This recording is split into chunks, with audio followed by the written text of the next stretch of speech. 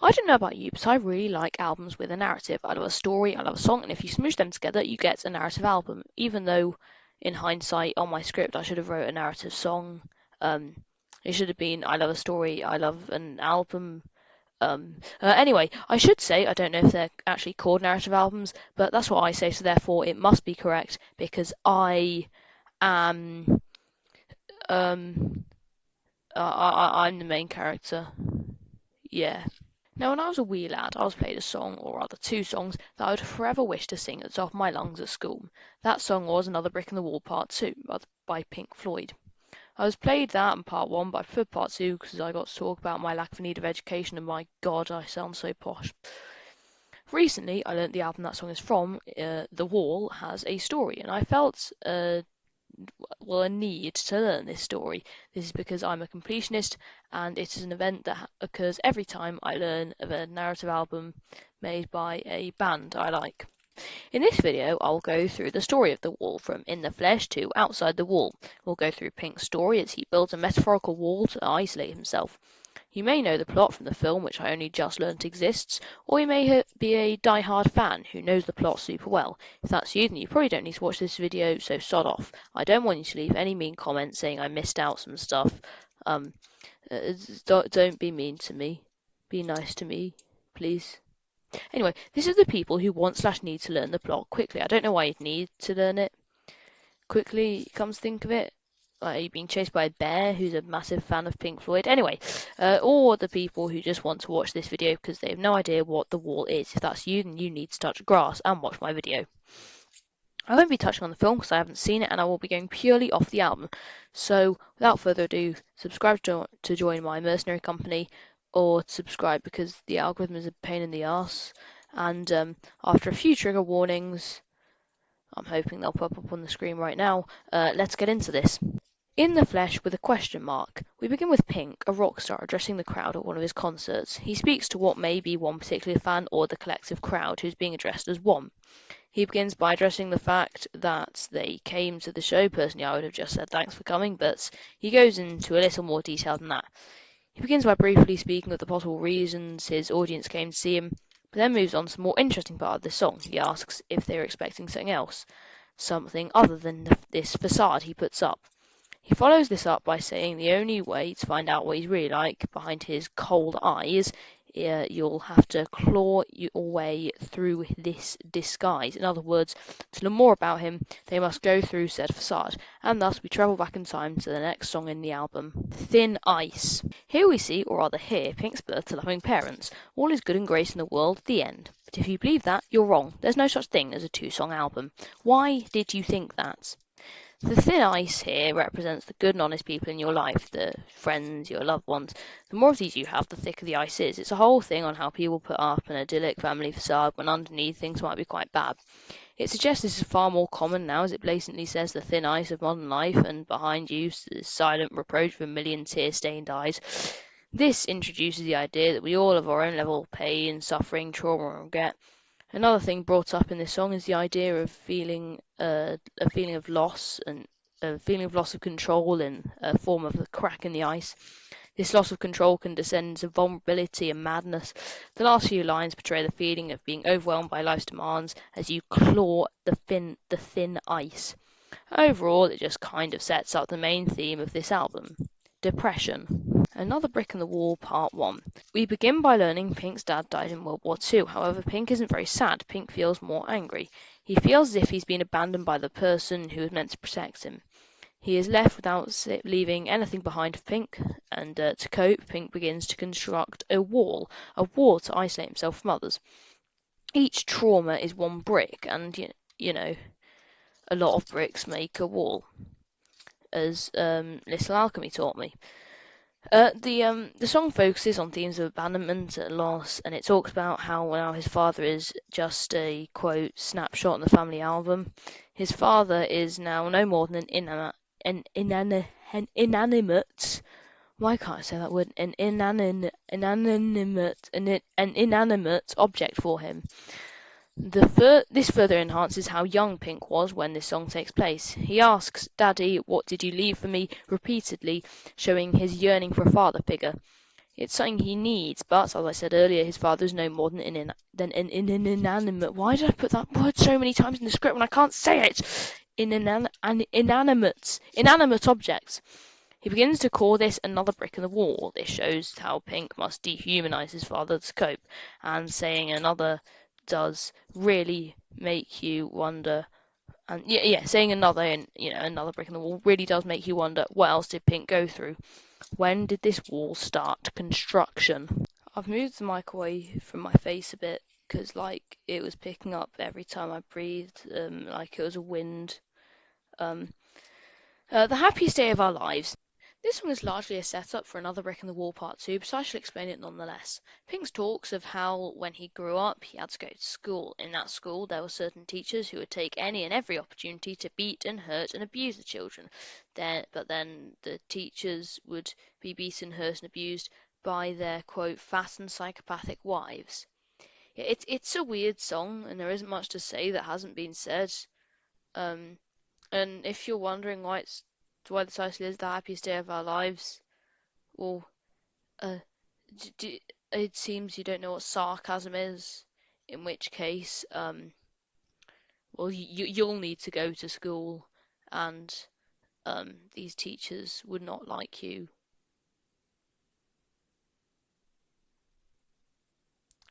That joke made a lot more sense in my head. Another Brick in the Wall Part 2. We've made it to my personal favourite. At least it was at the time of writing the script. I think now it's Another Brick in the Wall Part 3, but I don't know. My opinion fluctuates. Another Brick in the Wall Part 2 is about how Pink doesn't like education, basically. The whole big climax of all of his emotions together, it's him almost venting, we don't need no education, we don't need no thought control, no dark sarcasm in the classroom. Saying he doesn't need education is a bit of a stretch, but with the context of The Happiest Day of Our Lives, it makes a lot more sense. Next comes my favourite part, Hey teacher, leave us kids alone. Year 5 me could only dream of yelling that at my teacher. It's just I was a wimp, um, and I was too scared to. Then Pink says how this is another brick in his ever-expanding wall. Fun facts about this song you probably know, but I'm gonna say it anyway because there's a small chance you don't know it. The choir of kids that sing it um, was snuck in there when one of the singers was out because he didn't want a choir of kids singing his song. Bonus trivia: the school kids were from Islington Green School. Now go remember that and hope it pops up in a pub quiz. The song fades out with teachers shouting at students, and it shows how Pink's school life sucks. Mother. Mother is about Pink's overprotective father. Um, but no, it's about his mother. I made a really funny joke, and now you're laughing uncontrollably so much that you've died. He asks her several questions, showing his dependency on her. He asks if she thinks they will drop the bomb, highlighting his fears of the war, especially after what happened to his father. He asks if he should build a wall, showing his desire for protection, but also hints at future isolation. His mother's response is comforting, yet controlling, and in a way almost creepy. She says she'll protect him from his nightmares, but also that she won't let him from under her wing. She won't let you fly, but she might let you sing. And I watch way too many horror films because that is so creepy for me. She also says she'll help build the wall, further enhancing her role in Pink's isolation. In the second verse, he asks about girls. Her response is saying she'll check them all out and not let any dirty ones get through. She also says she'll find out where he's been, which in different contexts would be really creepy. Like I said, the way Pink's mother says all this makes me think of Peter Quint from The Haunting of Bly Manor, which, if you know, like, isn't someone you want to be compared to. She seems to be making an earnest attempt to be a good mother, but in doing so is being a bad one. She's also so full of fear she won't let Pink be his own person, kind of like Quint's relationship with Rebecca Jessel. Is that not really with the fear, more like he's trying to be a good boyfriend, but actually he really is a manipulative, well, to quote Sean Bean, a bastard. Um, The song finishes on, for me, a truly heartbreaking note where Pink asks his mother, did it need to be so high? Here he references the wall him and his mother have constructed. It shows that perhaps he regrets this. Can he get out of this wall, or is he stuck here? Goodbye, blue sky. This is a flashback to the bombings of World War II. It begins with Pink as a child excitedly pointing out an aeroplane. Although not really Pink, it's just a child excitedly pointing at an aeroplane in the sky. Because I was writing this all not actually listening to the music, I was just looking at the lyrics. No, it's just a random child excitedly pointing out an aeroplane in the sky. Pink begins to get questions about his memories. He always thought it odd they had to go in when it was such a beautiful day, but he's asked if he saw the frightened ones and the falling bombs. Shows the blissful ignorance of childhood. Repeatedly saying goodbye blue sky shows loss of this ignorance and the loss of his innocence. It shows Pink is a child no more. I hope you didn't get attached to Child Pink, because now we're Child Pink. Did I say Child Link or Child Pink? Can't remember what I'm flipping saying. Um, yeah, we. I hope you didn't get attached to Child Pink, because we got Adult Pink now, and I think I prefer Child Pink personally, even though the songs are better with Adult Pink. But there are a lot more songs with Adult Punk. Anyway, let's actually get back to the script. Empty spaces. We fast forward to Pink as an adult now. He addresses possibly his wife or himself in desperation, trying to fill out the empty spaces in his mental wall. He questions how he should fill the wall and what he should use to do so. It shows desperation and a struggle. He needs this wall, even though having it will mean he's cut off entirely. Also, in this song is a verse section, which I find really confusing. Honestly, I don't know much about this song, but the whole idea is Pink is finding ways to finish his, well, nearly finished wall. Oh god, not this one. Young Lust. If you expect me to go into detail here, then you're weird. I'm a child who is under the age of consent. If you still want me to go into detail, then you are probably a paedophile. This is my least favourite of the songs because I have to write about it and talk about it and try not get my video taken down, even though I've probably already been taken down for copyright infringement. I'll try to keep things as PG as I can, but if sexual content makes you uncomfortable, I would advise skipping this section. I'll summarise it in the next song. Pink arrives in a new city, instantly asking someone to show him around as he seeks a dirty girl. No, I won't elaborate. He asks if someone will make him feel like a real man. Again, I won't elaborate. Pink wants some excitement in his life, calling himself a rock and roll refugee. This shows he's an outsider. Besides suspect, he says that to make himself more appealing.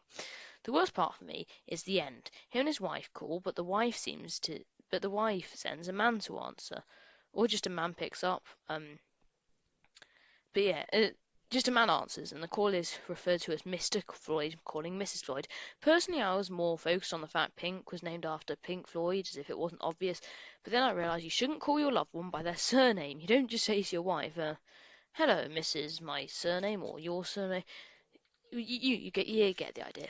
It's obviously there has been a breach of trust since Pink was full of, well, young lust. He craves intimacy outside his own relationship. And also, I didn't notice this until way too late at the time.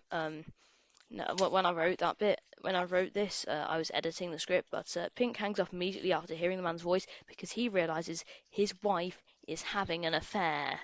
Dun dun dun. If only, like, Pink wasn't having an affair. Like, multiple affairs. Anyway, one of my turns. Welcome back to those who skipped the part on Young Lust. All you missed is Pink being an idiot. What you need to know is that Pink called his wife a man picked up. Soon as Pink heard the man's voice, he shut off the line.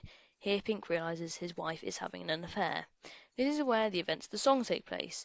Pink invites a groupie to his room, and there is a TV in the background mixing with her speech. She tries getting Pink's attention, but he is thinking of his failed relationship. The groupie asks several questions until she asks Pink if he is okay. Pink begins music on his failed love, saying how day after day their love turns grey and night after night they pretend it's all right. It shows how they have been drifting apart and pretending to love one another. He says he has grown older, perhaps showing maturity. This is good news because I don't want to have to see young Lust ever again. Then he says you have grown colder. This is completely unfair. In the last song you were sleeping with any woman who uttered the word yes. Now your wife gives you a taste of your own medicine and you call her cold. I don't know. I don't know. I've personally never been in a relationship, so maybe this is reasonable. Um, I believe that perhaps Pink is getting more mature, though, because he regrets his actions and now sees them messed up. My theory is backed up when he states how he feels cold as a razor blade. I never personally noticed that they were cold. Tight as a tourniquet, I don't know what they are. And dry as a funeral drum, I never have seen a funeral drum. I don't know if they're dry or not. I know I'd have guessed that they like put blood on them or something, but maybe I'm just thinking of cultish rituals. I hope this means he's going to be more mature and reasonable, right? No, in a fit of rage, he destroys his hotel room, giving the groupie attention. He suggests watching TV, getting between the sheets, etc. The song ends with Pink asking, "Would you like to call the cops? Do you think it's time I stopped? Why are you running away?" Last question is quite sad, as it shows Pink's loneliness. I mean, running away was completely and utterly valid, but you do begin to feel bad for Pink in this song. Don't leave me now. You can probably guess what happens here. Pink sees his wife and begs her not to leave, or he's like venting to himself, I'm not entirely sure. He asks her to remember the flowers he sent, which shows that the relationship really wasn't that great. If the best thing you've ever done to your partner is buy them flowers, you are a crap partner. There's no really other way to put it. Um, Pink begins to get very angry, saying he'll put her through the shredder in front of his friends. In other words, he wishes to make her affair known and publicly expose the pain and betrayal he feels. He asks how she could go when she knows he needs her. But this question is answered by him in the same verse when he says how he beats her to a pulp on a Saturday night. That's just disgusting. In Young Lust, it's kind of implied that he has become a disciple of hedonism, and that's what Genius says. So I guess that's why he did beat her to a pulp. It shows he will do anything to experience pleasure, even if it means causing pain. Yet he seems confused when his wife ultimately leaves. I wonder why she did leave. Maybe it's because you goddamn beat her and threatened to expose her. I did also hear the song is about him talking to himself and fantasizing about hurting her. I find a lot more plausible because we all fantasize about killing/hurting people, right, guys? You fantasize about killing people too, don't you? Oh, flip, I'm a psychopath. Another Brick in the Wall, Part 3. Pink smashes his TV. He needs no arms around him. He needs no drugs to calm him. He has seen the writing on the wall. He doesn't need anything at all. It was all just bricks in the wall. This probably sounded cooler in my head. Goodbye, cruel world. Pink locks himself in his hotel room, now completely isolated inside his fully complete wall. This whole thing could be described as a type of metaphorical suicide. The completion of the wall is something he is sure about in this moment. He feels it's the only way to get better is to put the last brick in the wall. Hey you! Immediately after completing his wall, Pink realizes he may have made a mistake separating himself from the outside world. Good job recognizing that now, buddy! Tries shouting out, yearning for human connection, but he cannot be heard through his wall. He keeps shouting out, trying to get noticed. Eventually, he tries to break down the wall. Quote, "It was only a fantasy. The wall was too high, as you can see. No matter how he tried, he could not break free. And the worms ate into his brain." The worms will come back later on. Pink is left in his wall to suffer a mental death. Is anybody out there? This is just Hey You, but more desperate. Nobody home. Pink starts listing things that are still within his grasp as a way of coping, but these things aren't really much. He lists mundane, everyday objects and a few skills he has. He repeats there will be nobody home when he calls his wife. At least I think it's his wife, I'm not entirely sure, further enhancing his feeling of isolation. He speaks of pinhole burns, suggesting he did heroin, and speaks of nicotine stains on his fingers, suggesting he smokes. The thing is, though, he says in Another Brick in the Wall Part 3 he doesn't need no drugs to calm him, so he's being hypocritical here. The list of things he has is really quite sad, considering what he had before flipping Young Lust. Vera. I couldn't find much on the meaning of this song, so I've had to leave it up to my interpretation. Pink is alone, descending into madness. He says to the empty room, "Does anyone remember Vera Lynn?" hoping for some voice to respond. He talks little, for ultimately asking, "Does anyone feel the same way I do?" Again, praying for human connection. Bring the boys back home. I think here Pink is remembering World War II and the songs they used to sing, but I'm not sure. I'll just use my normal excuse and say he's high. Comfortably numb. I like this one. Well, no, I like the song. It's a sad story. Pink is in a drug-induced state when a doctor breaks into Pink's hotel room, injecting him with a drug that counteracts his already drug-induced state. I hope I'm making sense here. Soon, Pink can talk, but he's not okay. Pink claims there is no. He feels no pain. He sees the doctor's lips move, but he can't hear what's being said. Quote, "There is no pain. You are receding." a distant ship floating on the horizon. And then a bit later it says, I see your lips move, but there is no noise. Think it's that. That's purely going off the dome, because I like this one. I listen to it a lot. Um, anyway, uh, the doctor believes Pink is in pain, despite what Pink is saying. But Pink is is in a completely numb space, a numb peace due to all the drugs he's on. The doctor asks how he feels. Pink compares this peaceful state to his childhood when he had fever. He says, "My hands felt like just like two balloons."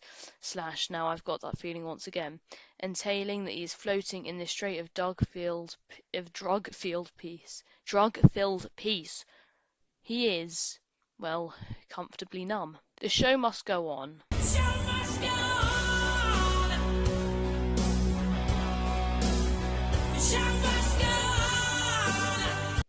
No, don't worry.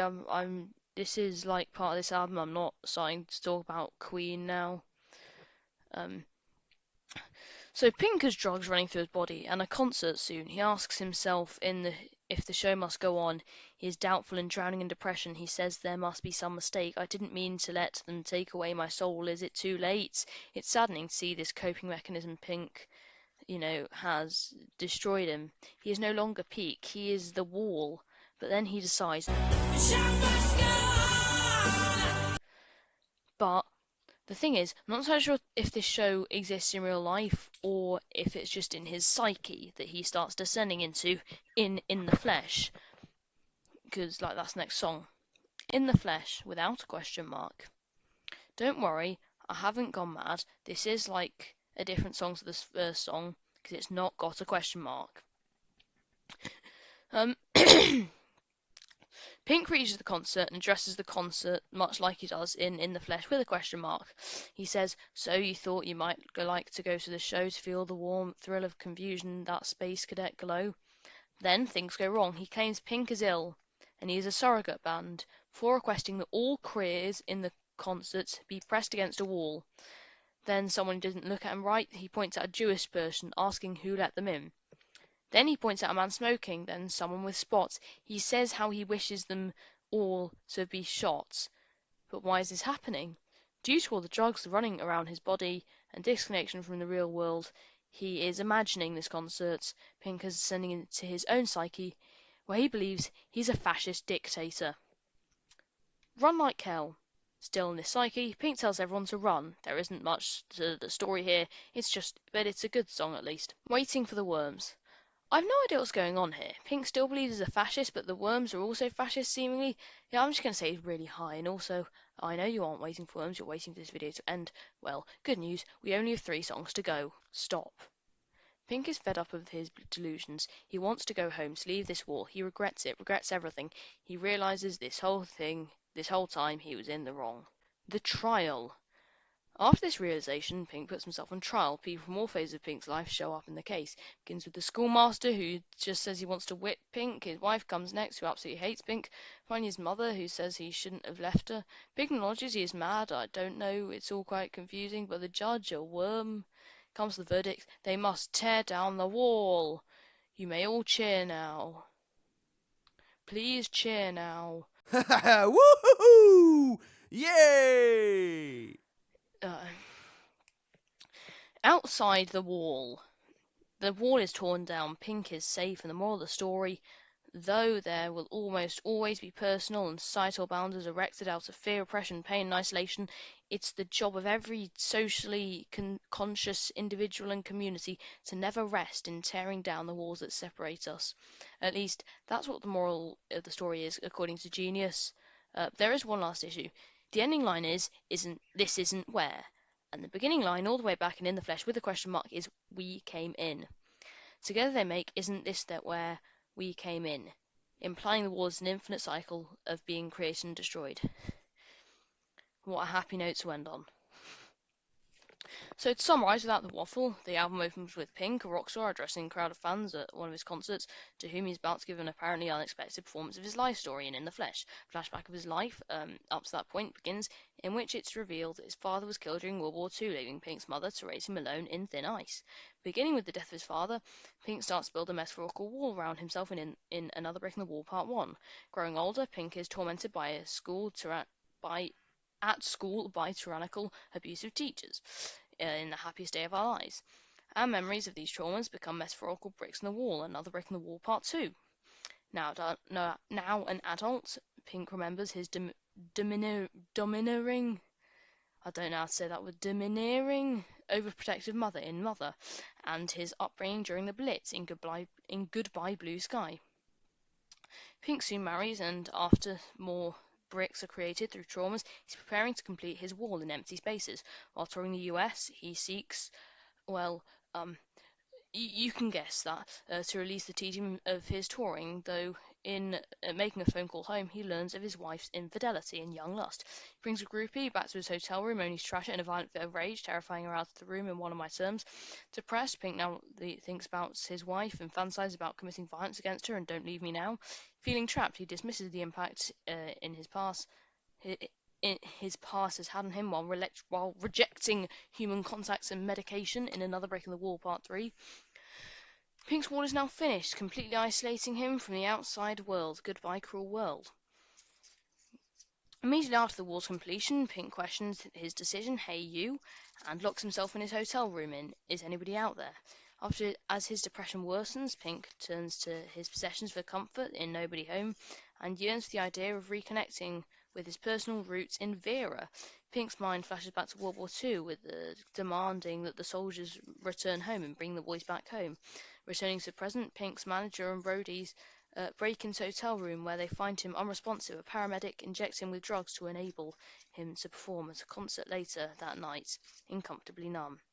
The drugs kick in, resulting in a hallucinatory onstage performance in The Show Must Go On, where he believes he is a fascist dictator, and that concert is a neo-Nazi rally, at which he sets brown shirt-like men on fans he considers unworthy and in the flesh. He proceeds to attack minorities and run like hell, culminating in him imagining holding a violencing, I don't know how to say that, a, a violence inciting rally in suburban London in Waiting for the Worms. Pink's hallucination then ceases and he begs for everything to stop. Tormented with guilt, Pink places him on trial before his inner judge, who orders them to tear down the wall as punishment of his actions in the trial. This is the opening of Pink's The Outside World in Outside the Wall. That summary was taken from Wikipedia with minor adjustments, and it was taken purely for the purpose showing that, dear viewer, how much time you have wasted watching my video instead of just going onto Wikipedia. Wow, when I sat down to write this script on a Saturday morning, I did not expect it to go on such a journey. It was a journey overshadowed by the fact I got whammed on the same day, but that's beside the point. I haven't even recorded anything at I'm writing the script. I don't even know if I'm going to put Deltarune gameplay in the back or just put some yuck effort. I hope you like my video. If you got this far, then you're probably related to me and are watching because I'm your favourite son slash nephew slash cousin slash grandson, etc. If you are not any of the above, then I hope you consider subscribing if you enjoyed the video. It really helps me out in the algorithm. Now you can go in the comments and talk about how amazing my video is and how helpful it was for learning the story of the wall last minute. If you do like this type of video, I don't usually make stuff like this, so I might make it again. But yeah, until then, sod off and get a life.